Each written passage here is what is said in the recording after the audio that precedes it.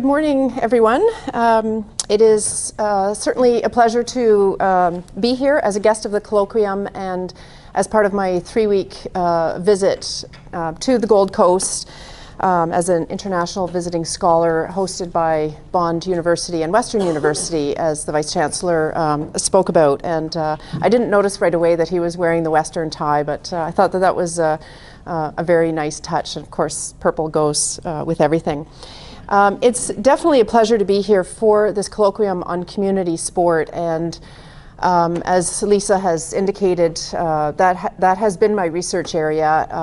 Quick story, I was an elite athlete, national team track and field athlete, and my master's and doctoral research were on elite sport, and then all of a sudden one year I had what I call a bit of an epiphany, and I said, well, let's research something that really matters. Let's look at community sport, where it all starts, where I started, where some of the elite, all of the elite Australian athletes started with community sport. So let's see what's going on there.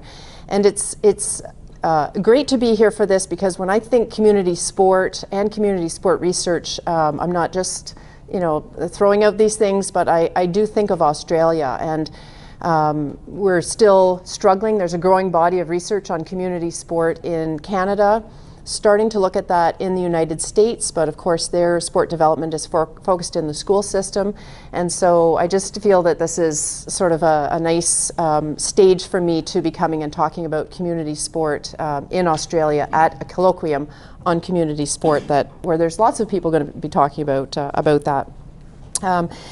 And specifically looking at values, perspectives, and challenges around community sport. And this is what I'm hoping to do today. So I'm going to start this year's colloquium. I do have that honor of being the first keynote, and I'd like to provide you with some food for thought. So my intention is to probably share more questions than answers today. I'm not going to present to you my research, but I do want you to know that my thinking has come from the research programs that I've been involved with, which Lisa alluded to, and perhaps most recently looking at organizational capacity in community sport, what clubs are able to do, and also looking at innovation. What do they do? What are they capable of doing in terms of new things? So I wanted to think about some new angles with regard to community sport, and that's what I'm going to do today.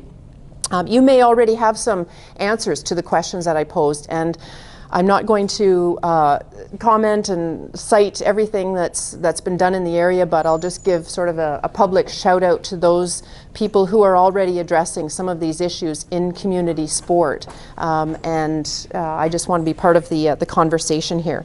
And so I am going big here. I want to look at some of the contemporary challenges that are happening in our world and the implications, if any, for community sport.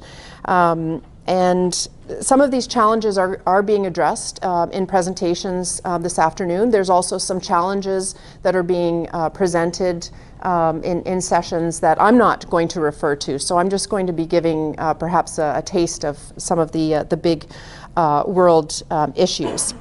So again, I'm just hoping to set the scene this morning by us thinking about some of these broad issues and how they can relate to the landscape of community sport. So I want to begin by talking about community sport organizations, because this is the context for my thinking. So not community sport, not local sport in general, and how do these issues impact, but specifically the clubs. So I've got a number of descriptors here, adjectives. These are generally small clubs. They're known as grassroots clubs. They're member-based because members pay to be involved in them and members reap the benefits. They are volunteer-run predominantly. We know that from our research. Some will have staff members, but they're predominantly volunteer-run. It's volunteers that are designing, governing, and implementing, operating programs. We can think of them as mutual benefit organizations because the clubs generally draw on the members to volunteer to keep the organization going. So they're there for themselves. And of course, they're nonprofit clubs.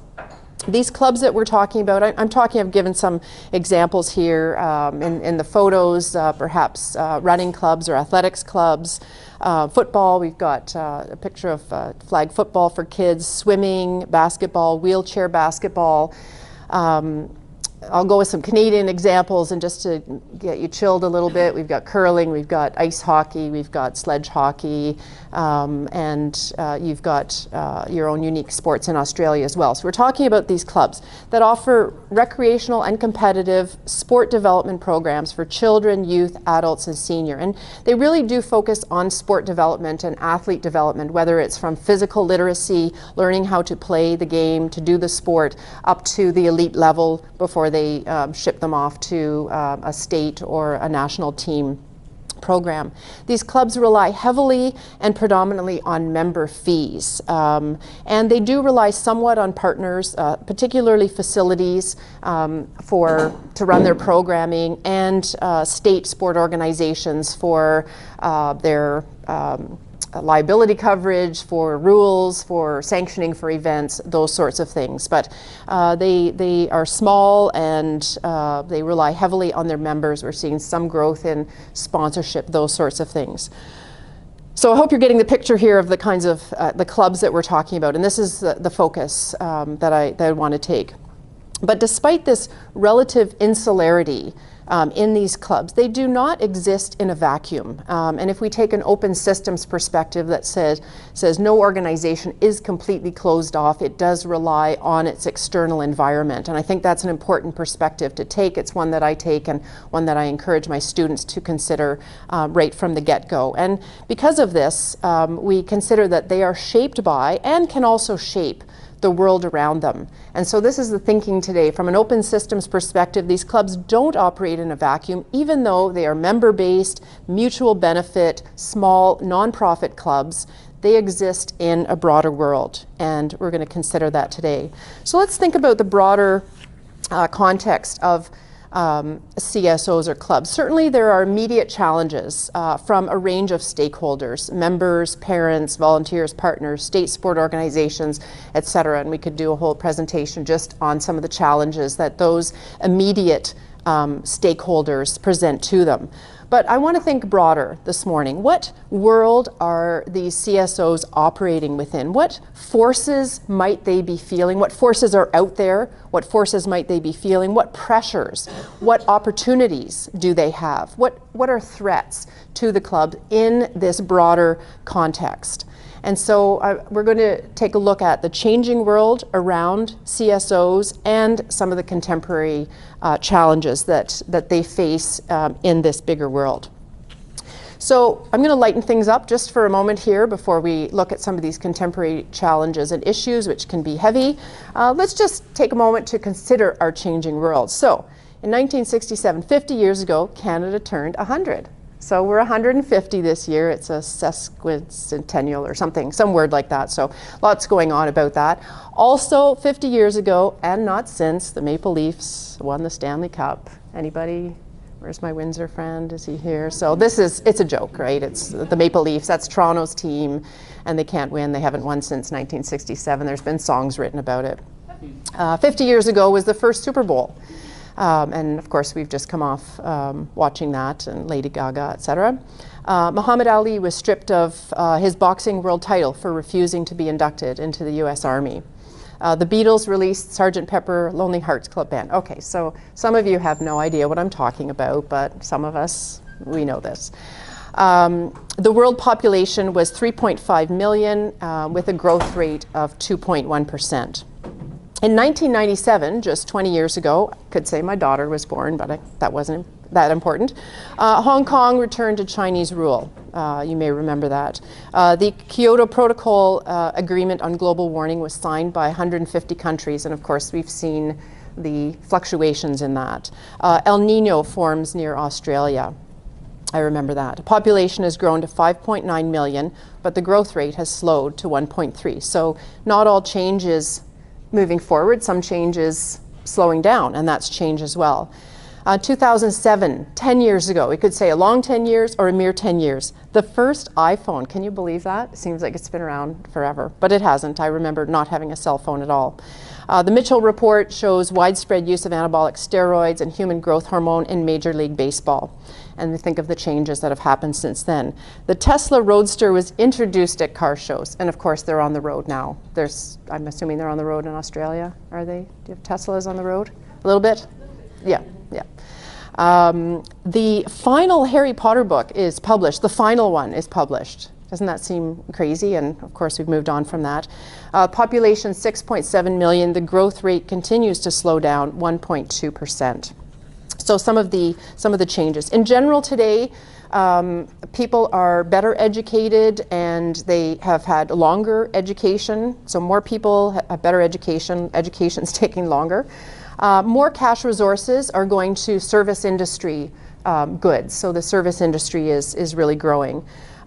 Since the beginning, maybe I don't have to point this out, these were things I just pulled off the web. Since the beginning of the 20th century, Australia has experienced, since then, that time, Australia has experienced an increase of nearly 1 degree Celsius in average annual temperatures, with warming occurring at twice the rate over the past 50 years. So it's getting warmer here, but that's totally fine with me because it's about -5 at home. And so the world continues to change, and it's always changing. And so let's look at what are some contemporary challenges in our world, and as a lead into considering the landscape of community sport. So I've listed here just some current, some continuing, local and world issues. And I want us to be thinking about those. Let's put the community sport aside. Let's think about these issues. And some of you will know a lot about these issues, and you will, from a multidisciplinary perspective, you will think about these issues in different ways, depending on your context, your work context, your research context, and that is one of the great things about this colloquium, and as Tim said, bringing people together. But so these are some of the contemporary issues: child development, and particularly development disorders. We know a lot more, we're thinking a lot more about things like autism spectrum, ADHD, language development, and learning disabilities. Community development, there's a focus on this, poverty in our communities, and disinvestment, or people becoming disengaged with their communities and pulling back and focusing on their family. Obesity is an issue in our world. Offloading to the community, known as big society in the UK, known as localism. So offloading from schools, from healthcare, from government to the communities. So some pressures there. We're seeing some complexity here because while people are becoming disinvested in their community, there's a pressure for the communities and people like you and I on our streets needing to pick up some of the things that schools and healthcare and government are trying to also disinvest themselves from. Immigration, of course, is a big issue. Migration and immigration and refugee settlement, those sorts of things. I am going to speak about that one. Environmental degradation and climate change is ongoing. And again, we see that the challenges around that. It continues to be questioned. We don't need to even talk further about what's happening just south of the Canadian border, and how some of these very contemporary issues and challenges are being questioned and making us perhaps think of them different ways, or certainly how we're going to address them. Mental health is a big issue, and as we've just come off a big focus of that in Canada, and I expect there's similar initiatives in Australia. Changes in social values, norms, expectations. This always happens, of course, but I think about helicopter parenting and the change in that. And that's something that stands out for me. And I'm just going to relate that to community sport, because I think I go to everything. I'm not a helicopter parent, but I go to everything that my kids do in their sporting activities. My parents didn't come to anything that I did. It was just a lifestyle thing. So some changes there. Of course, we have Gen Xers, Millennials, Gen Z, the I generation, and so we're going to have some changes with that. Aging and dementia. We know that our population is getting older and has critical implications for healthcare and the social service system. Also reconciliation. This is a big issue in Canada right now. We've released the Truth and Reconciliation Report, which you may be familiar with, and lots of social and legal and cultural issues around that. So these are just some of the contemporary challenges that are going on in our world, and again, that we see them from different perspectives. The intersection of many of these topics makes them even more complex. For example, perhaps immigration and mental health, poverty and obesity makes them even more of a challenge. I do want to note that Lucy Thibault, a Canadian colleague at talked in 2008 about the global challenges facing sport and sport organizations in general in her Ziegler lecture, and she focused on sweatshop production of sporting equipment and how we need to pay attention to that, the issues around transnational migration of athletes, the impact of global media and what it means for sport, and sport in the physical environment. And she considered us to, or she encouraged us to consider closely the inconvenient truths of these issues. And these sport-related issues stem from global issues, but what I want us to consider is the contemporary issues that certainly are felt around the world, but they're felt in our own backyard, and our own backyard where our community sport clubs are. So clubs, we can start to think about those now. They won't necessarily face each of these issues, but they might, and maybe they should. And that's one of the underlying questions there. What is the responsibility of community sport organizations and clubs to their members, first to their communities, and to broader society? And as I mentioned, certainly there is policy, strategy, literature highlighting the potential role of community sport in addressing these issues such as poverty, crime, immigration, and there's research testing that impact. And so again, my comments aren't necessarily groundbreaking here, but I want us to really think about the issues first. So I'm going to focus on the issues first and think about that. And you think about that from the perspective that you understand these issues. And then we're going to consider what does that mean, if anything, for community sport and the community sport landscape. So I'm going to focus on 4 contemporary challenges. This is just a selection, and we could look at any of the ones that I put up. This is going to be my focus. So we'll start with obesity, and I'm just providing some general insights here. I acknowledge that I took these off the web. This is not a presentation on obesity. I want you to fill in your own mind what you know about obesity as a medical issue, as an economic issue, as a social issue, perhaps as a personal issue and something that you've experienced. So I just want to take you to be thinking about this. So what we do know, and apologies for simplifying this if there's any obesity experts in here, but we know it's a medical condition where excess body fat is sufficient to negatively affect health.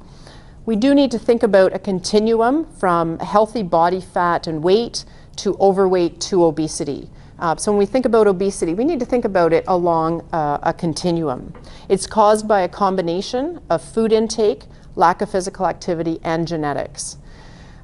It is considered the leading preventable cause of death worldwide, and there are increasing rates among adults and children. These are things we know. I'm not telling you anything necessarily new.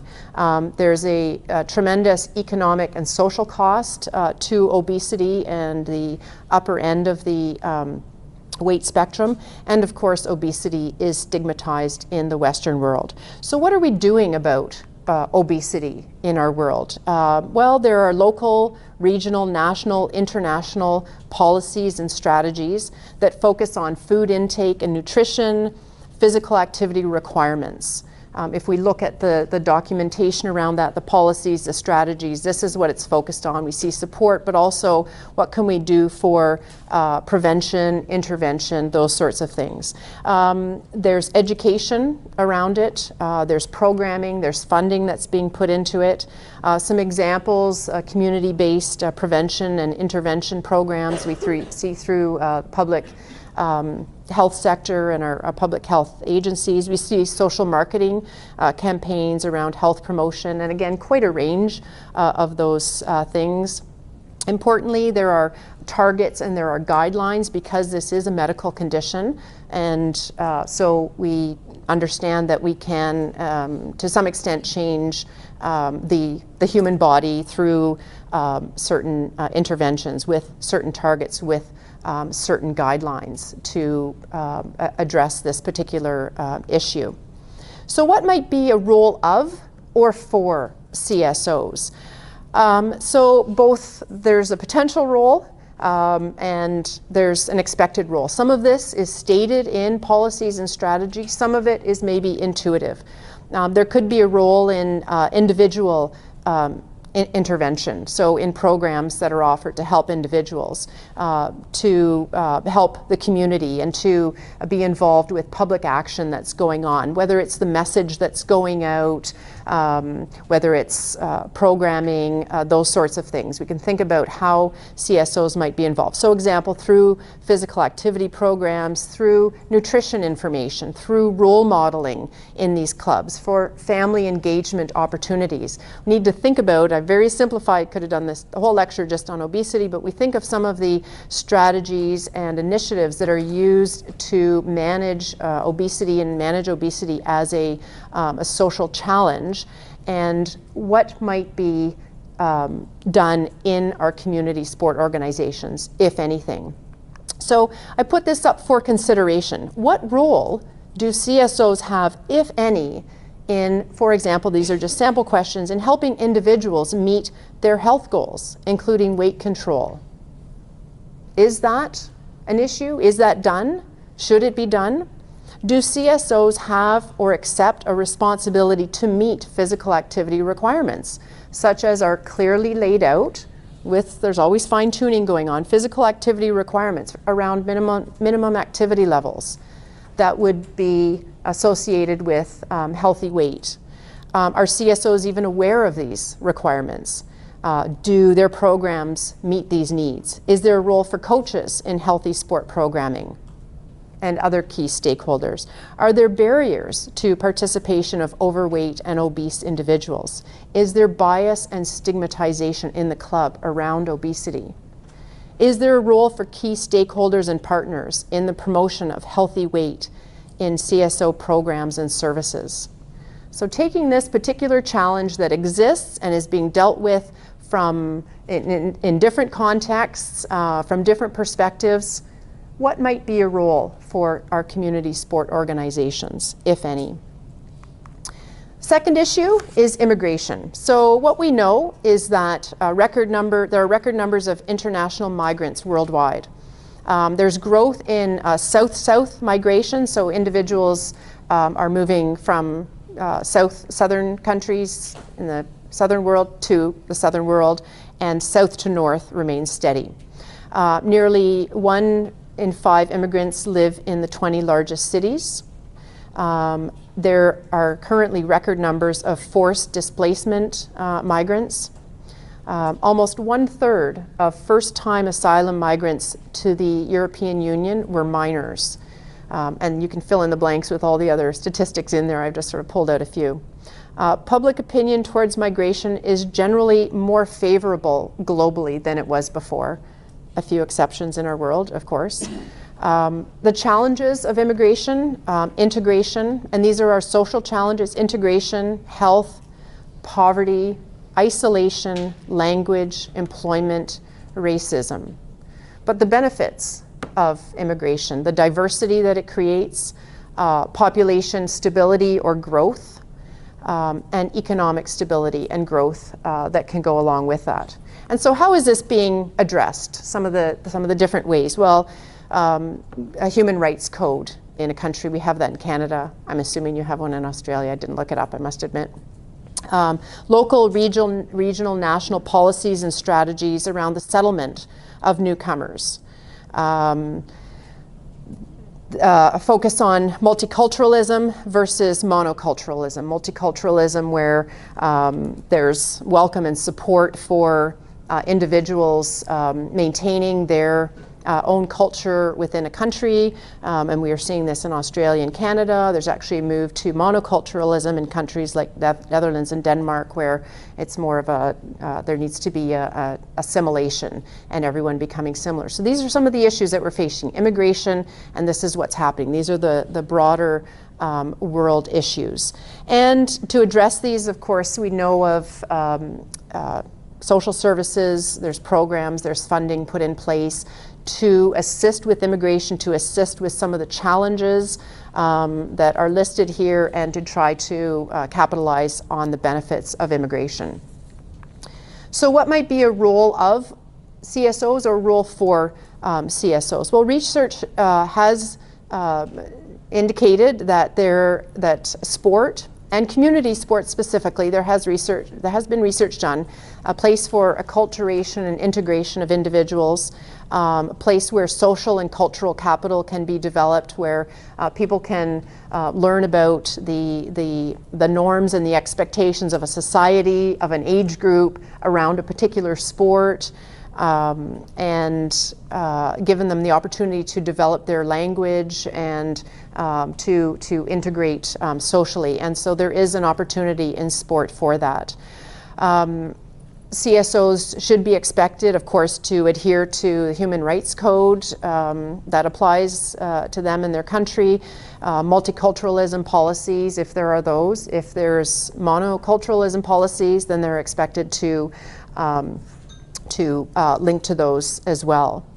So what can we consider? Are CSOs, and again, I'm talking about the organization here, not just sport. What can sport do? What can community sport clubs do? Are they aware of multiculturalism policies in their community, in their society? Do they adhere to these? What is the cultural competence of CSOs? And this is one of the terms that's is prevalent in these immigration policies, that there is cultural competence to understand, particularly in a multicultural society. So do CSOs have this cultural competence? Are there biases or barriers to participation and engagement of culturally and linguistically different members of the local community? Do these exist in the club? Does anybody ever stopped to ask about that? Do CSOs have, and do they accept responsibility for assisting with immigrant and refugee settlement? Currently in our communities, people are doing amazing things, stepping up from opening their own homes, to helping out through their church, to social service clubs, giving individual donations. Do CSOs, do our community sport clubs have a responsibility to be involved in that? Do these clubs offer programs that specifically welcome and benefit newcomers? Knowing the role that sport can play in the settlement of newcomers, do they have programs that are maybe targeted to their particular needs? What could or should be the nature of these programs and opportunities? And what can CSOs do, and with partners, to assist with newcomer settlements? So inclusive programming, barrier-free programming, financial support, those sorts of things. Environmental degradation. So what we know is that this refers to a deterioration of the environment through depletion of resources such as clean air, water and soil, destruction of ecosystems, and pollution. Water scarcity, of course, is an issue, and I know it's a big issue here. And when I'm with Australian friends, if I leave the water on too long when I'm brushing my teeth, they're like, "What are you doing?" Okay, we have lots of water in Canada, but we need to be respectful of that too. Statistics tell us by 2025 that two-thirds of the world will live in water-stressed conditions. Water use globally is growing at 2 times the rate of population growth. There has been a dramatic increase in carbon footprint from both direct and indirect emissions. Direct meaning what we do ourselves, our cars, those sorts of things, and indirect emissions that are used by, for example, manufacturers and those sorts of things that we then access that. So we know about this issue. I just want to take your mind to it. How is it addressed? There's, again, local, regional, national policy and strategy around water management and infrastructure. We're seeing that in every country. Efforts to reduce the carbon footprint, both on a national and global level, but also in our own communities. Just want you to know that Sharan and I carpooled today, but that was only because I didn't want to drive home last night, because it's only my second day driving on the left side, so you'll appreciate that I left my car. Waste management and recycling programs. And other things that we're seeing civic activism around this, and we're seeing public education around this, and it is making an impact. My kids will still inform me about recycling and different waste management practices that they have learned, so that's fantastic. So that is what's going on in our society. For CSOs, we're seeing examples. This may be one of the most advanced issues that's being addressed. Green technology for equipment and facilities. I found websites that talk about best practices for greening up your sport facility and those sorts of things. There's been research done, and of course there are practices on reducing carbon footprint, things like ride sharing or group transport, local suppliers, measures of what is the carbon footprint of your sport program, and how can it be reduced? Recycling programs, there's been research, and I know that there is research going on in this country around that. Field use and maintenance and water management.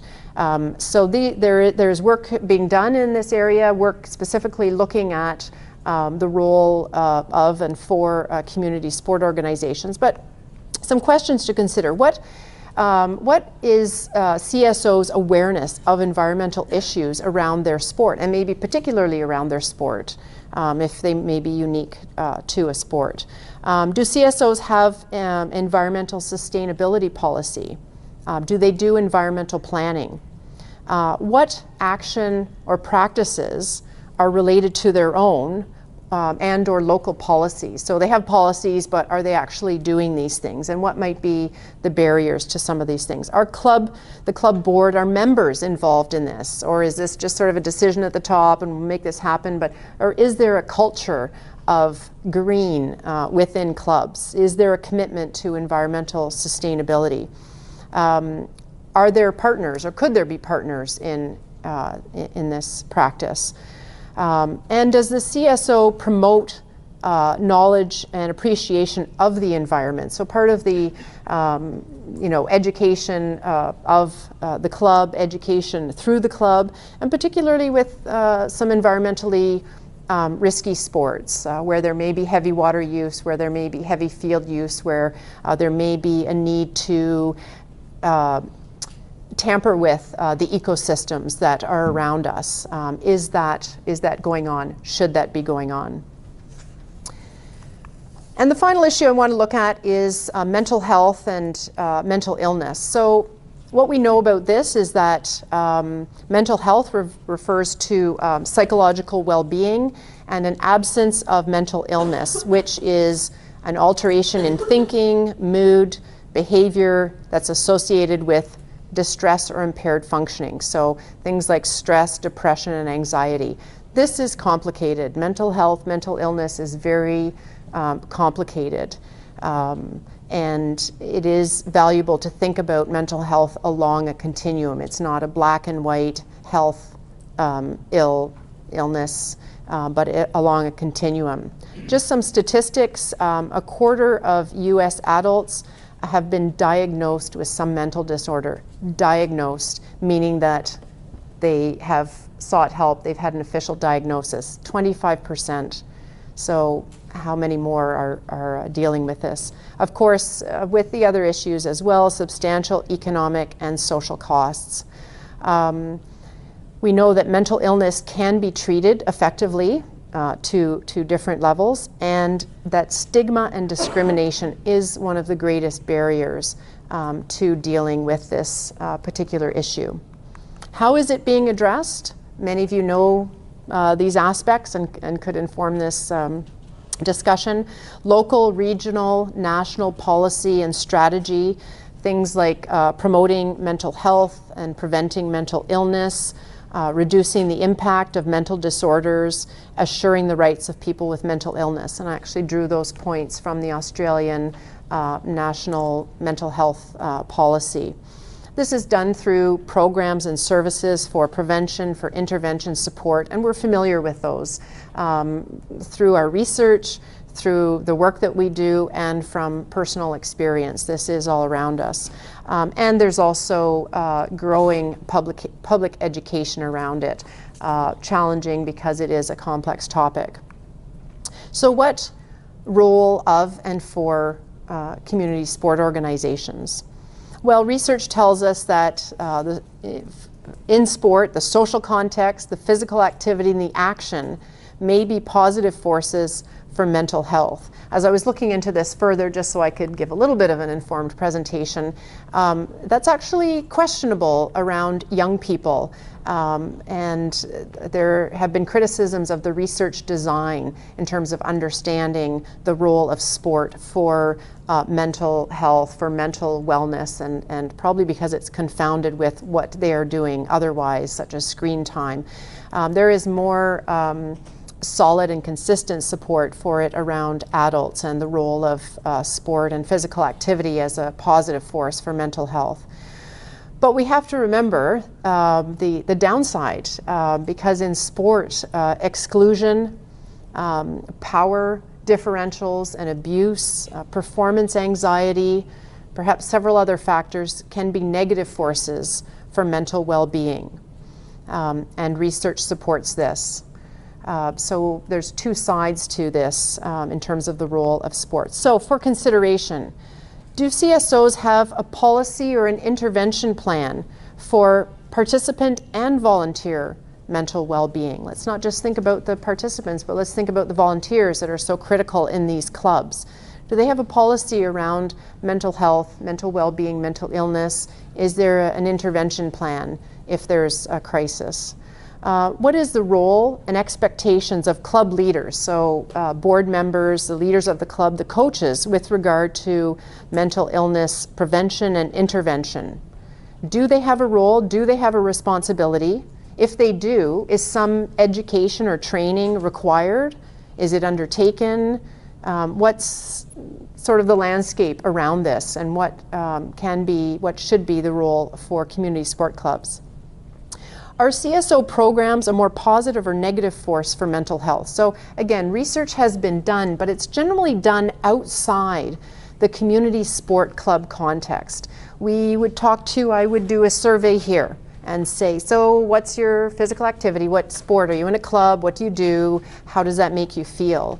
But instead to understand within a club and the things that go on and the nature of the sport and the size of the organization and the focus on whether it's recreational or competitive, what about that club is maybe a more positive or a more negative force for mental health? So let's understand it at the club level.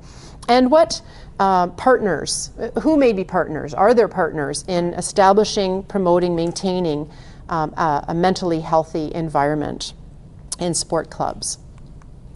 So just some concluding comments, and maybe sort of the big ones.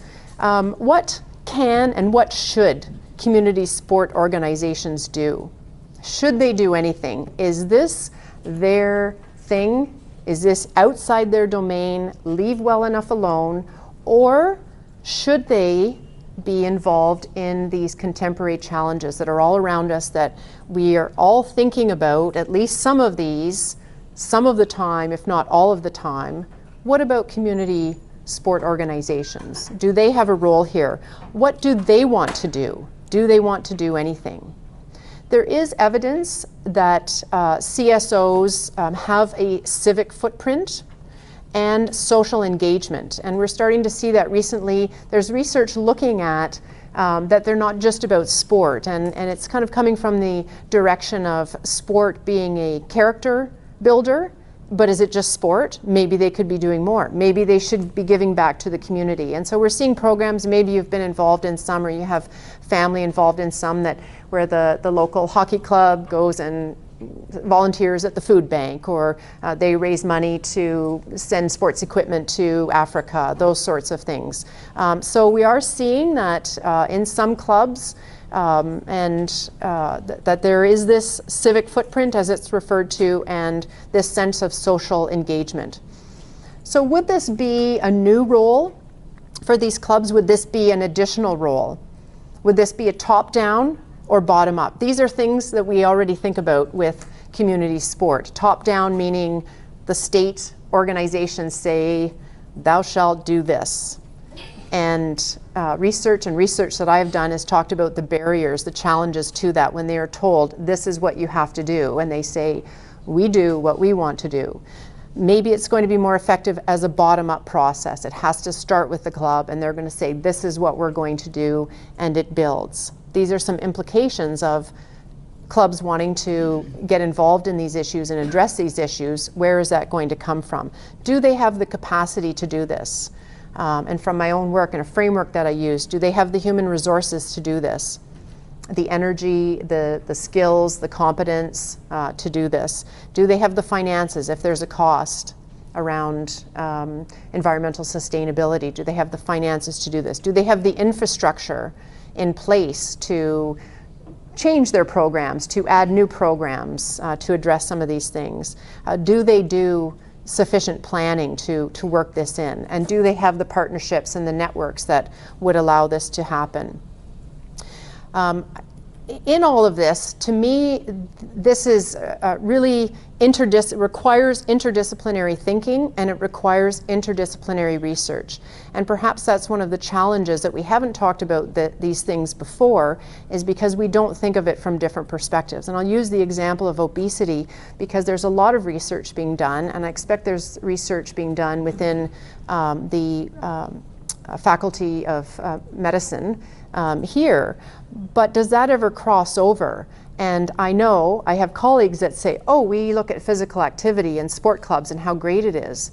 And I've said to them, but what physical activity are you accounting for? That physical activity, the guidelines that are required. And so to address these things, I believe, takes some interdisciplinary thinking. We need to understand what is mental health, what is mental illness. If we say we're going to do something about it, we have to understand what it is, and we have to learn from another discipline. Same with environmental sustainability, with helping with immigration. What are the issues? What are the needs? What do other disciplines tell us? And then what can we learn about that? And our research has to reflect that as well. In my Ziegler lecture in 2012, I borrowed the phrase that it takes a village to address these contemporary world challenges. And I do believe that community sport and the research around community sport may be a part of that. So thank you very much for your attention, and happy to have any discussion on these points, challenges.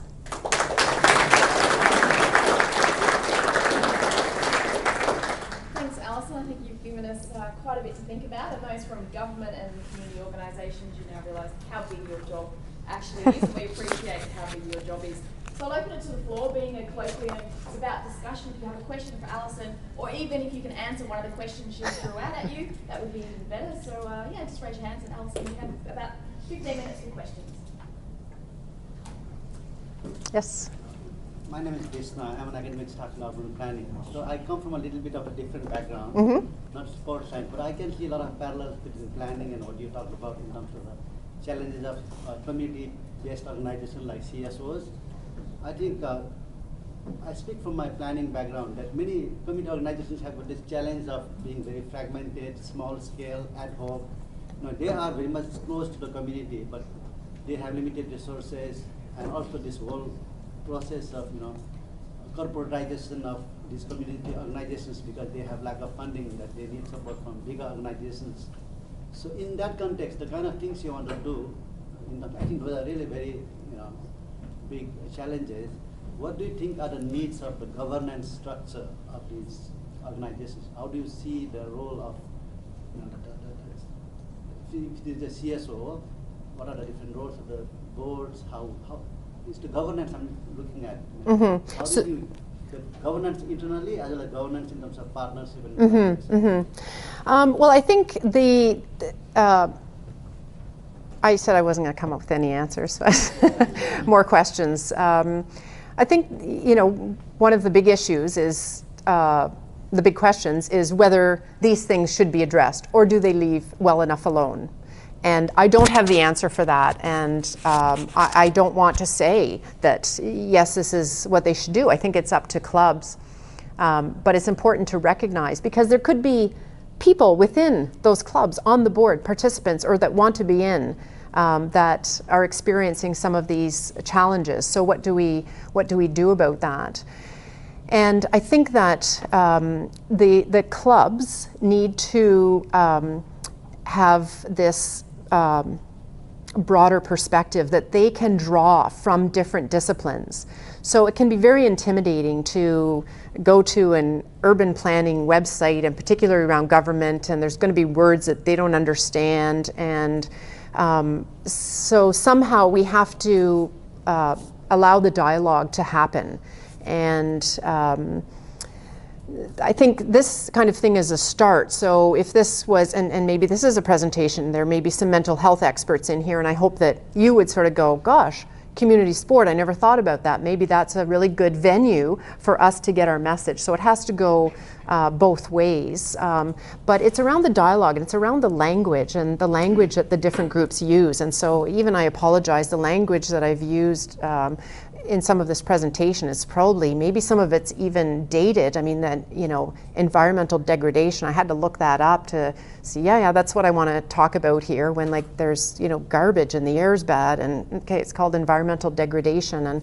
And so how do we try to get a common language around that? And so I think it works both ways. So clubs being open to understanding the different worlds that they live in, urban planning, and safety and security, and immigration, and environmental sustainability, those sorts of things, and trying to learn the language around that. And maybe that means adjusting the nature of their board and increasing their capacity around their human resources, that we need to have somebody who understands urban planning or understands immigration, and get those people in so that they can understand the language. But I think, and I think a lot of people would agree, that there's just this barrier in terms of the language that the different groups use. And I saw one of the best ones, I think, was this example with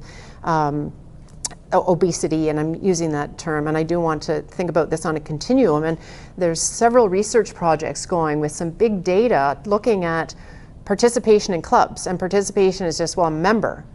Well, what does that mean? How, like, a member? Well, I'm a member. Okay, I go twice a week, but what do you do there? And they were quite closed off, defensive to me, saying, well, we can't do that. I mean, well, let's look at the physical activity.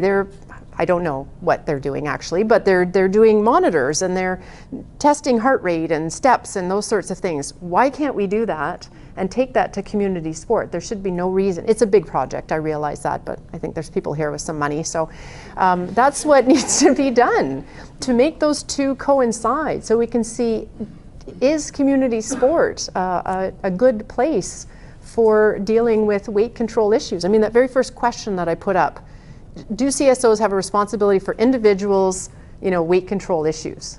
We'll probably go, no.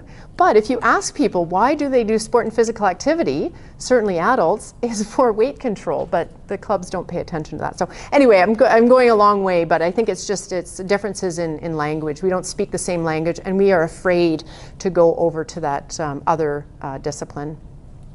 Yeah. Thanks a lot for your presentation. Was absolutely excellent and very interesting. I really totally believe that the evidence of CSO is civic footprint, and also I do think that it should really be bottom-up kind of management, because those individuals are obviously creating those CSOs, are providing those initiatives. They really know what they want, and basically I think they will be doing a great job, and they are surrounded by volunteers. The point I would like to say right now is there any kind of cross communications between all those CSOs? And when I talk about that, I think it's going to give way more strength to what they are doing if they actually cross-laterally work together.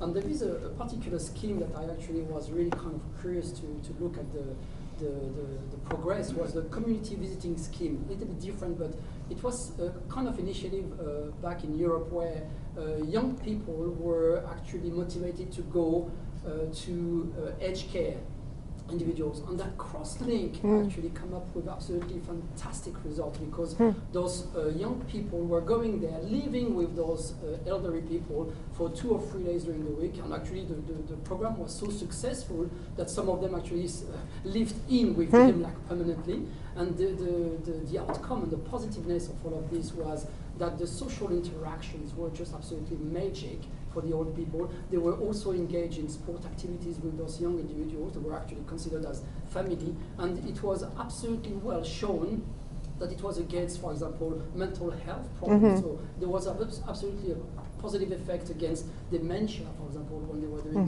such studies. And many countries in Europe and also in Canada and Australia took over this initiative of cross connections of ideas that came from the very bottom, but that made very kind of positive outcomes. And one of the deals, for example, for the students was that when they were helping those old individuals, they would be given scholarships for their studies. So it was very together giving benefits for all of them. So with those CSOs, is there strong communications between them? And do you feel a positive to do that? Well, I think that varies by sport.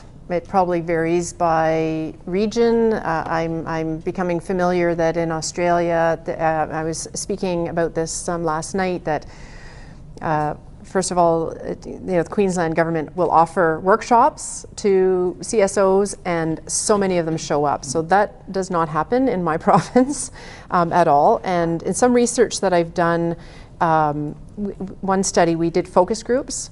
And so they came together, and I was asking them questions, but they learned a lot from each other. But some clubs wouldn't come because they didn't want to talk about what they're doing in front of the other clubs.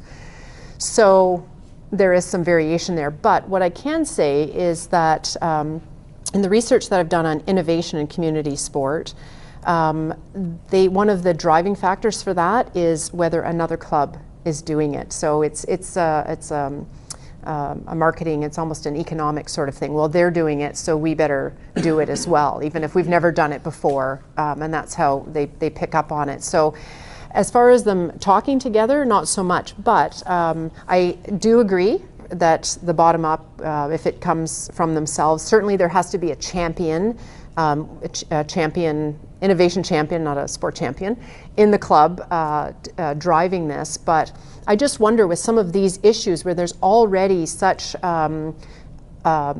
strong, some are more effective than others, public service messages, if we will, around things like mental health and environmental sustainability.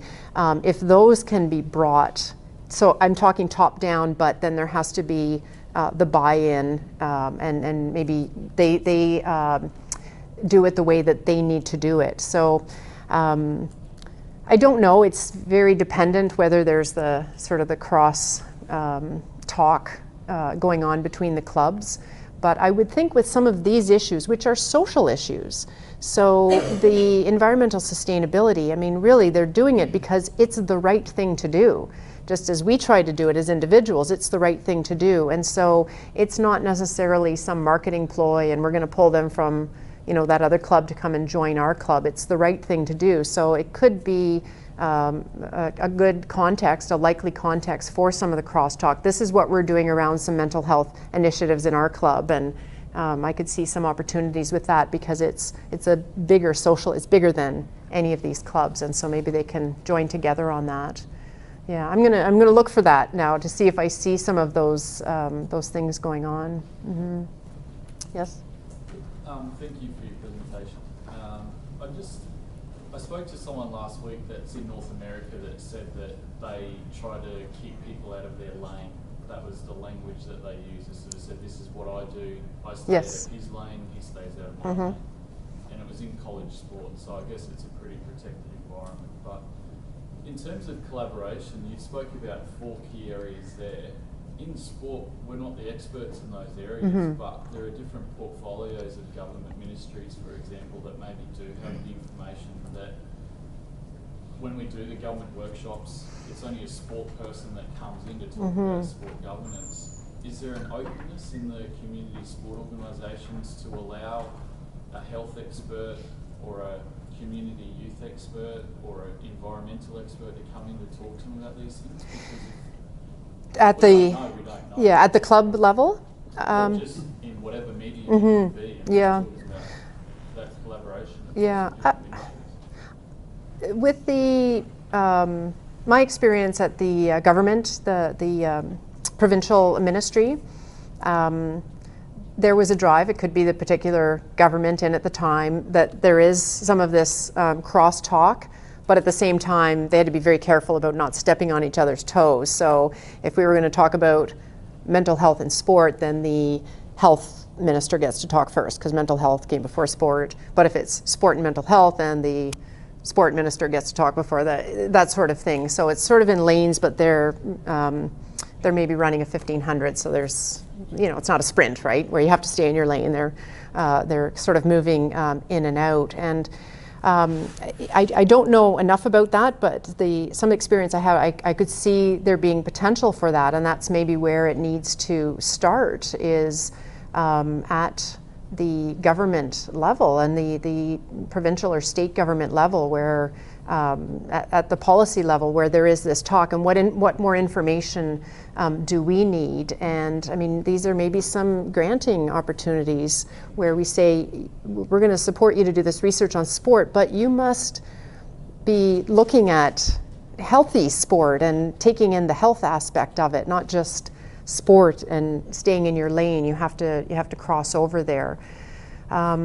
In clubs, again, I think it depends on the club. I know that, it requires a champion to say, it's going to be really important for us to have somebody on urban planning, even though we hate those guys. They thwart us in everything that we want to do. We want to build this facility, or we want to block these roads, or we need more parks, or whatever. But to understand that actually it would be better to get them in and to hear their language and see what they have to say so that we can understand it. And there is a move in community sport organizations for more specialization. So when they're looking for volunteers, they're wanting to, I feel like I'm talking to this side of the room, so I should come over here, that they do want specialists in. They need somebody, and I think what's really prompted it a lot is with the formalization, the bureaucracy. So we actually need an accountant to help us figure out what we're doing, and it would be really helpful to have a lawyer on our board. And we need a webmaster. Oh my gosh, we need the webmaster because I can't do it. So we need a specialist in. And so why not? We need somebody in who, because we decide we want to do something around mental health. So let's get somebody in that knows about those things. And so I think that they would be open to that. Boards, community sport organization boards are realizing that they will be stronger if they increase their capacity with certain skills and abilities on the board. So I think there is potential for that. The issue here is that these are volunteer clubs. And they're small, and they are just getting by day to day, trying to run the programs. One of the biggest challenges to these clubs is strategic planning. They'll all say, we need to do it, or we've got this great plan, and I don't know where it is.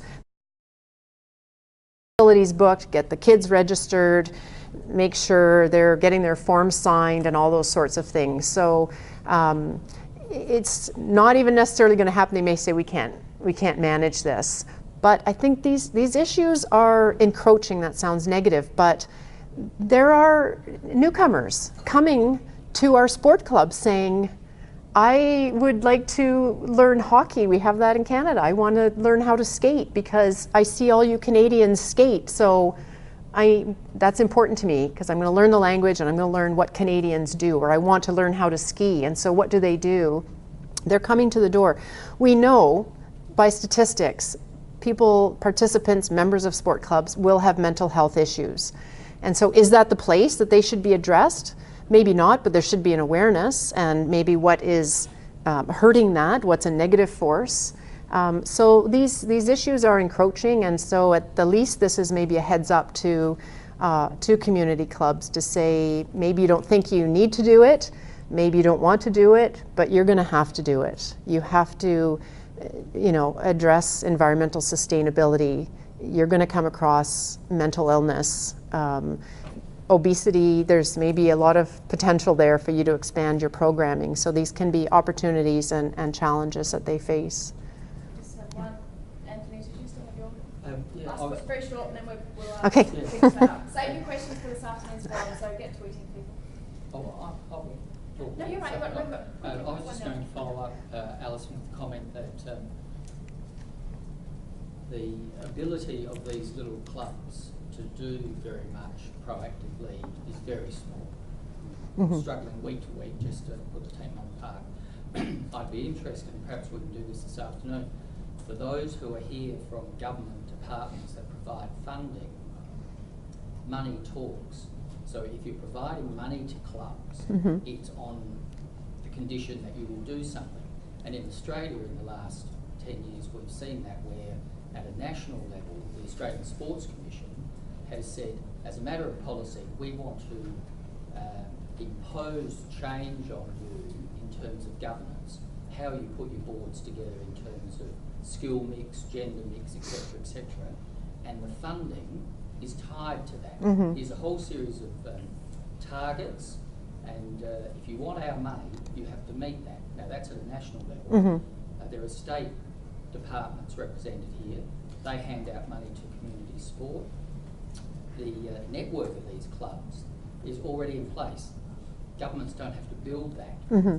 but those clubs are not going to be able proactively to do stuff, but governments funding them Mm-hmm. are going to be able Mm-hmm. to effect change by Mm-hmm. saying this dollar Mm-hmm. has a condition attached to it. Yep. And you know, those who are from government departments might want to comment this afternoon about how easy that will be, or Mm-hmm. you know, fight about what the policy Mm-hmm. decisions ought to be, but whether it is possible to Mm-hmm. effect change by saying, here's the dollar, but there's a condition to it. Mm-hmm. Mm-hmm. And around that as well, then from the government level, that this can be interdisciplinary funding.